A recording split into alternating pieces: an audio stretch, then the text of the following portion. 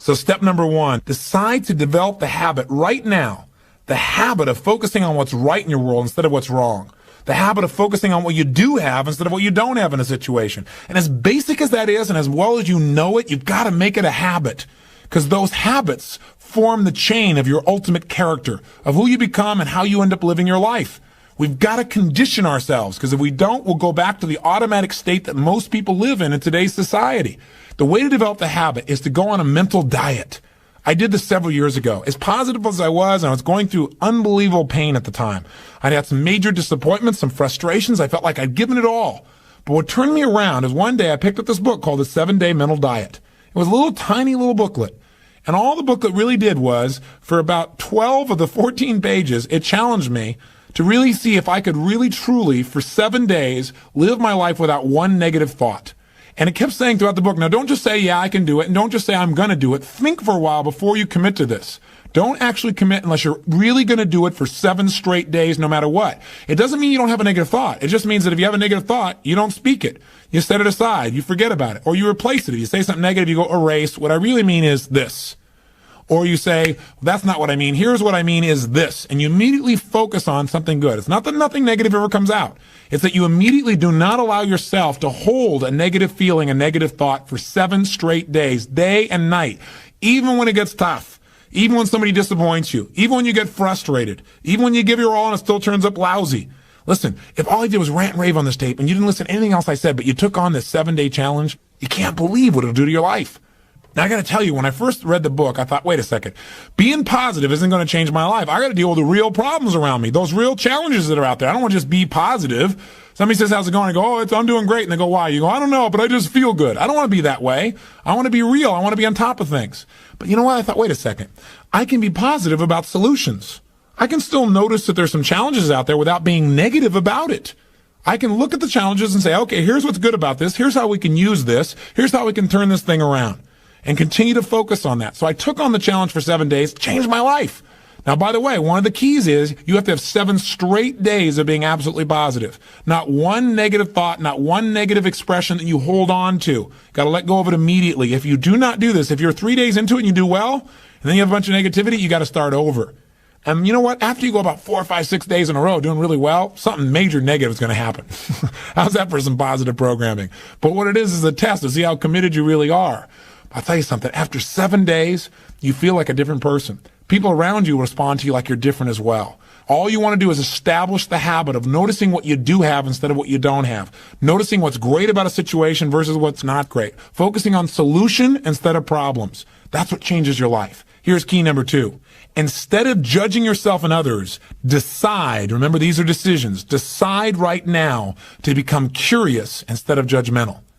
But remember, when you find fault in other people, when you start noticing constantly how they've wronged you, how this person is not good enough, or they're too egotistical, they're too proud, or they don't really care about people, as soon as you start judging other people, you just got to remember something.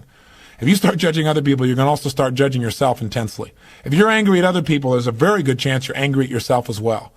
Maybe you need to perceive more and judge less. Maybe instead of finding fault with other people, without really thinking about what they've gone through to be where they are this day, maybe we can get really curious about what's making this person be in the state they're in, or what's the motivation behind this person's anger.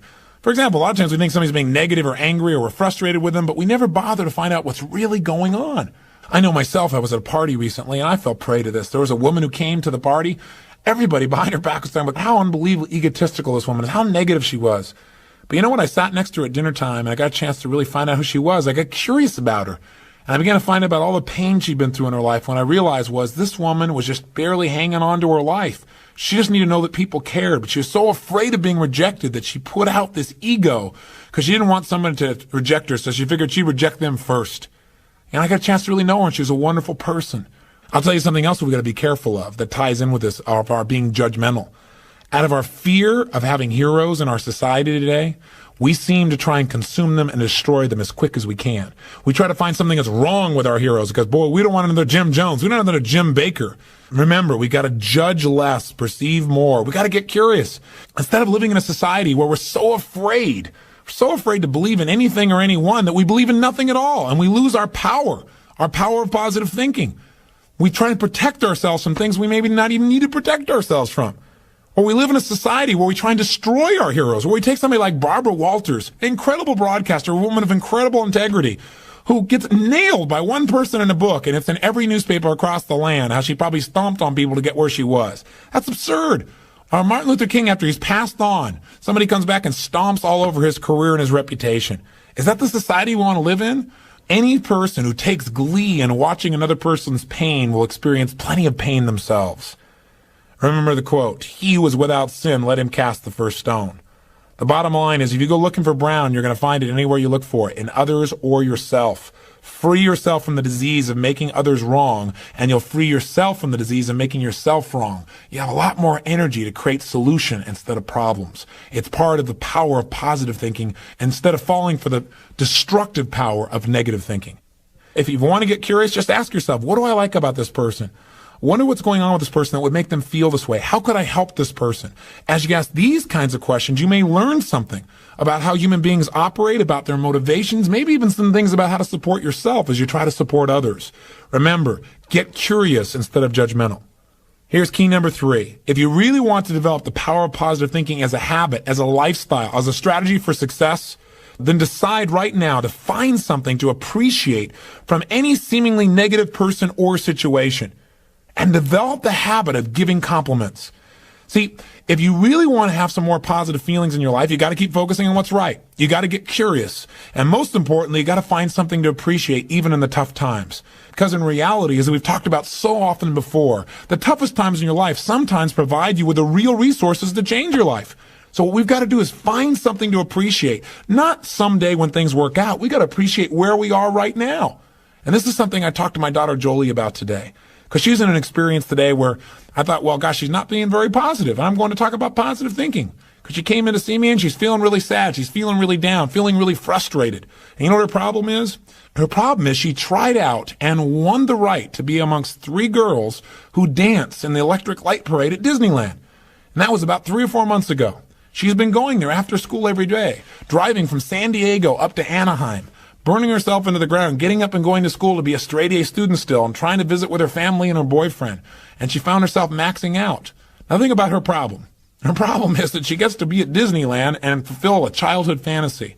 Her problem is that she loves her family and wants to be with them as well. Her problem is she loves to be at school and really do that. Her problem is she has so much abundance that she has to figure out how to get it all in one day and she can't do it. And she's physically burning out. That's her problem. And you know what? She says, gosh, I want to be home. I want to be with you guys and all these things. I don't want to miss out on all this great time we have together. I want to be with you guys. I said, but honey, look what you're doing. She goes, yeah, I don't want to miss out on Disneyland either. I don't want to miss out on my career and what I'm doing and what's going on. What's the problem? The problem is she's finding out what's negative in both situations. She's focusing on what she doesn't have instead of what she does have. Now, I could be negative about that and say, gosh, be more positive. But you know what? In reality, I realized being negative in this situation may not be bad. What do I mean? I don't mean being negative. I mean being intelligent. I mean being critical in your thinking. Seeing what you don't have is sometimes useful too. This is what I promised you in terms of the power of negative thinking. Here's how negative thinking can be useful. I sat down with her and I said, honey, let's look at the advantages and disadvantages of both. Let's not just be positive. Let's look at it. The whole thing is positive. Let's know that no matter what you choose, you've won. You have what most people dream about. But for a moment, let's be a little bit critical. What do you love about Disneyland? What's great about it? What is it giving you? And let's ask the question that maybe we don't ask very times when we're just being purely positive. What isn't it giving you? What are you afraid about? What are you missing by being there? What's great about being at home more? What's great about those things? What's not great about that? Be honest. If you were there, what might happen that's not good? What might you miss out on? And you know what? By getting her to use both positive and negative thinking, or to be more accurate, positive thinking and some critical thinking, looking at what isn't there for the moment, what she is missing out on, and allowing that pain to motivate her, she was able to clarify what's most important in her life and what's the best way to do that. And she came up with a plan that totally empowered her. And after a couple hours of conversation and fun, she looks better than she has in about 6 months because she's finally resolved what's most important. And sometimes just being positive and keeping a stiff upper lip isn't enough. Sometimes you got to stop and say, I am positive. I'm going to approach this from a positive way. I'm going to stay in a positive state. But I'm going to ask some questions some people may think of as negative, which is what isn't working? Because if you're not willing to look at what isn't working, you can get yourself in trouble. So when I say number 3 is develop the habit of noticing something you can appreciate out of the situation, even something that seems to be negative. What I mean by that is find out what's working, but also appreciate what isn't working. Appreciate it enough that maybe it creates enough pain for you to want to make a change. Hey, being purely positive all the time is not the ultimate solution. Being purely positive 98% of the time to me is the solution. Remember our steps. Number one, you're going to focus on how it really is. And that's what we did today. Jolie and I sat down and said, let's see how it really is. And let's not just be positive. Let's stop for a second. How is it really? What's good? What isn't good? What's great? What isn't great in this context? Everything is great, but comparatively, what's great? What's not in both situations? Now, how do you really want it? And she decided how she wanted it. Now, what are we going to do to make that happen? And she began to take actions that have changed her life. Probably will affect the direction of her life, maybe even her career. And she feels joyous and excited because she went through the steps. That's the balance between positive and negative thinking. But one thing you got to remember, you're going to spend most of your time being positive. Once you see how it is, that's it. Decide what you want and make it happen. Don't keep going back and saying, oh yeah, but it's not working. See, balance doesn't mean you spend 50% of your time positive and 50% of your time negative. Remember, balance on a human scale is a little different. Negative experiences are dense, and it doesn't take a lot of those focuses of negative to weigh a lot in your life. Make sure your focus is primarily positive, but at times, at special times that you designate, you're going to say, hey, what isn't working? And allow that pain to drive you to do something that's very positive. That'll change your life. Here's key number 4. Decide not to be perfect. You say, what? I said, decide not to be perfect. One way to make sure you're negative is always trying to be perfect. Because you know what? You're always going to notice you're not. Because you're this thing called a human being. When I talk to my daughter, Jolie, and this girl works so hard to be perfect. Everybody seems to love her. She's a straight A student. She wants to be the very best at school. She wants to be the very best at home. She wants to be the very best at Disney. She wants to be the best at everything. And I'm trying to be the best constantly. In the past, she always noticed what wasn't perfect, and that created pain. So you can't do that. You're going to screw up. You're going to be negative. Things are going to happen where you don't follow through on what you know. You're going to make poor decisions. You're going to say things you shouldn't say, do things you shouldn't do, mess up like you shouldn't mess up. But you know what? When that happens, instead of being negative and beating yourself up and saying, boy, here's another example of me sabotaging myself, decide what you do want. And say, you know, I'm not perfect, but I am good. And what makes me good and what makes me great and what can make me excellent is as soon as I notice I'm not on track, I correct it. And I get better. Your goal each day is to get better, not to be perfect. And that's all anyone can ask of you. If every day you really try and contribute more, be more, and do more than you were slightly the day before, that's all anybody can ask. And if you know you're going to screw up and you don't make it a catastrophe, it's easier to bounce right back up. See, the only way you fail is if you quit. But if you learn something and you expand from it and you make some new decisions that enhance your life and the people you care about, then there is no failure. Don't try to be perfect because you'll never succeed.